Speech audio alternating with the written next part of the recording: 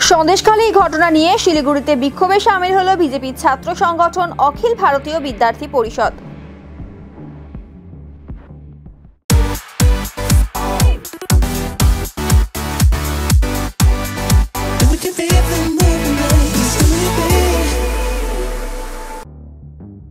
জানা গিয়েছে, এদিন শিলিগুড়িতে গান্ধী মূর্তির পাদদেশে বিক্ষোভে সামিল হন এবিভিপি সদস্যরা।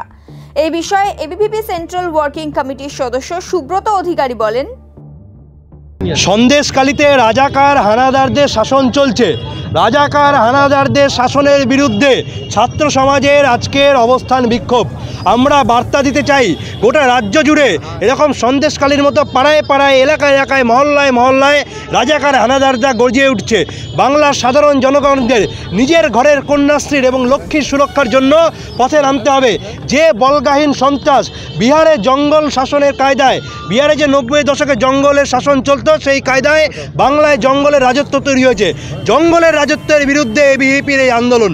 শাসকের আইন নয়, আইনের শাসন বাংলায় ফেরাতে হবে, এই দাবিতে শিলিগুড়ির গান্ধী মূর্তি পাদদেশে এবিভিপির অবস্থান বিক্ষোভ। আমাদের কার্যালয়ে তৃণমূল ছাত্র পরিষদের যে বর্তমান রাজ্য সভাপতি, তিনি পাহাড়ে শিক্ষক নিয়োগ দুর্নীতিতে কিভাবে লক্ষ লক্ষ টাকা তছরূপ করেছেন তার প্রমাণ সহ সাংবাদিক সম্মেলন করব আগামীকাল দুপুর 12টায় আমাদের কার্যালয়ে।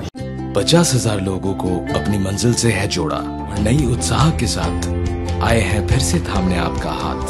श्री शांति होंडा।